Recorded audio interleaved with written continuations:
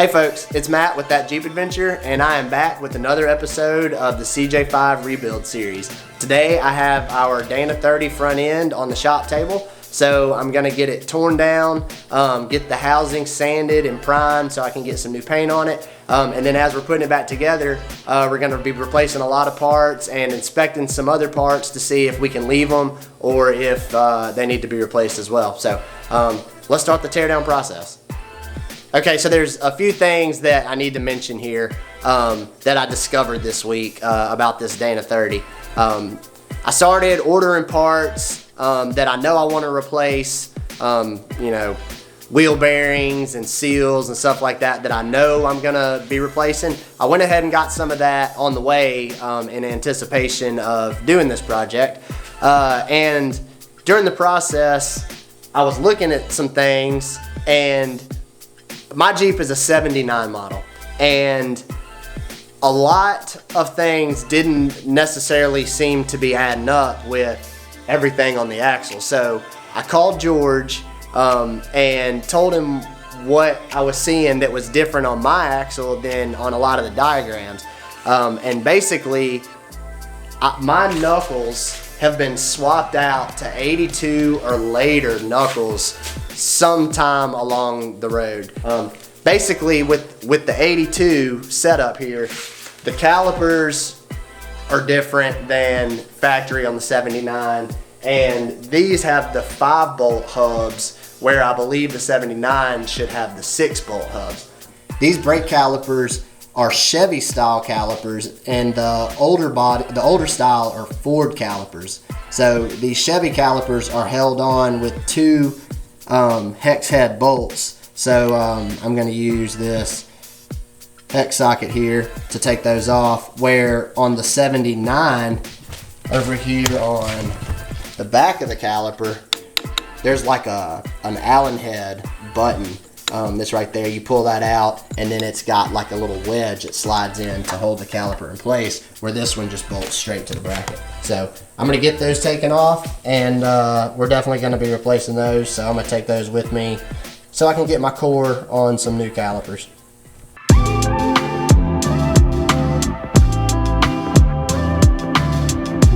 Okay, so next on the list is getting the hubs off so we can take the rotor off. And I'm gonna hit these just like with a light wire wheel and try to drag my nail across it and see if they have like lines in them or cuts in them or anything. And if they do, I'll probably replace those. If not, I may try to just clean them up and run them. So let's get those off and get them checked out.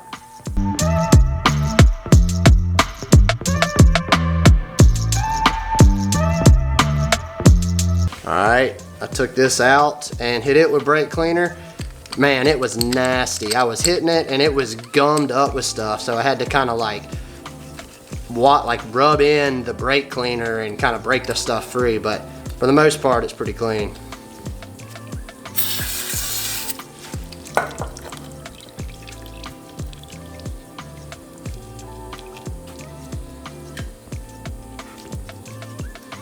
That is disgusting. Okay, so now that we got the selectable hub off, next is the spindle nut, and you're gonna need a spindle nut socket. This thing is specially made. It's thin wall, so it can get in and around the socket, or in and around the nut. A socket is too big to fit around, so you need one of these, but this was like $8 online, so but it's gonna fit the spindle nut perfect.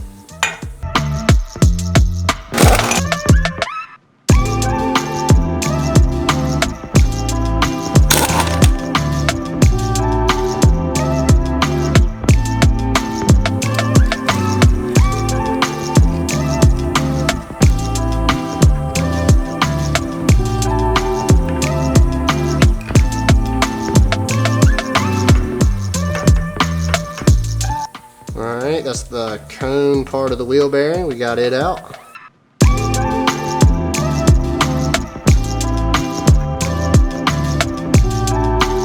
We got the driver's side of our Dana 30 torn down, and I'm about to start on the other side, but I wanted to show you how I keep things in order as I'm disassembling. So this way, if it takes me a week or 2 weeks before I put everything back together, I won't forget exactly how it came apart.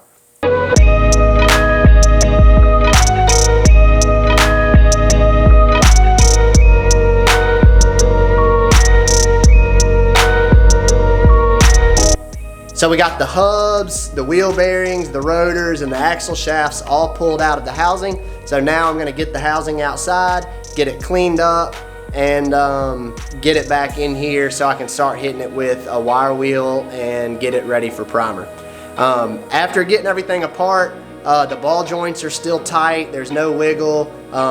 It's tough to move, so I think that means that those are good. I was planning on changing the inner axle seal, but after getting the shafts out, the seal or the tube on the inside is bone dry, so that means the inner seals are still good, so I'm not going to be replacing those.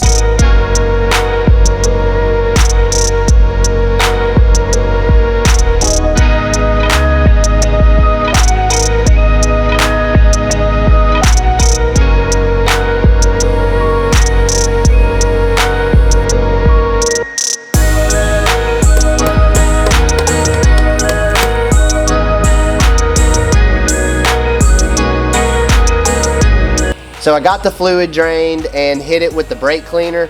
So now I'm just gonna put the diff cover back on for temporary, just to keep any dust from me sanding out of there. So I'm gonna get this back on, and then it'll come back off later to scrape off the old gasket and get ready to put the diff cover back on permanently.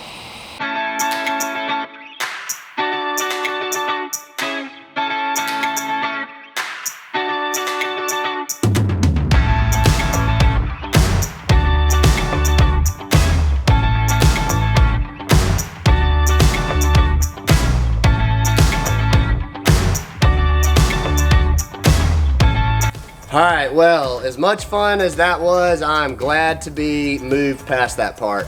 I would say I have about 7 or 8 hours in getting this axle looking this clean, between the pressure washer, the wire wheel, a wire brush. I had to use a pick and a screwdriver to get inside the knuckle.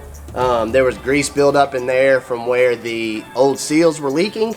So I got those as clean as I could without taking the knuckle off. The only way to get it perfect would be to take the knuckle off, and I don't know that it's worth it. So I'm about to get some primer and paint on this thing so I can get the new seals and bearings in it.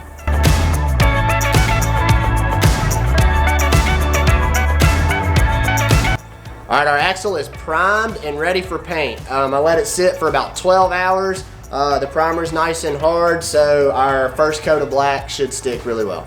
For the black paint, I have chosen to go with the Rust-Oleum High Performance Enamel. This stuff is really tough. It's glossy and dries like thick and really durable, so it'll protect our axle from all the road grime.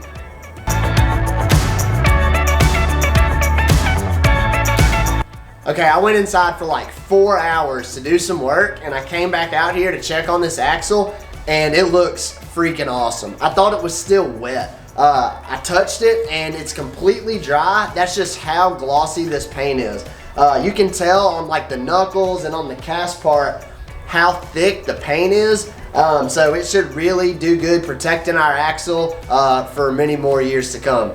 So I highly recommend that high protective enamel paint whenever you paint your axles for your project. This wraps up our Dana 30 teardown, sanding, and repainting video. Subscribe to the YouTube channel and follow me on Instagram, and the next video will be putting the bearings and seals and all that stuff back in the axles to get it ready to go back on the frame.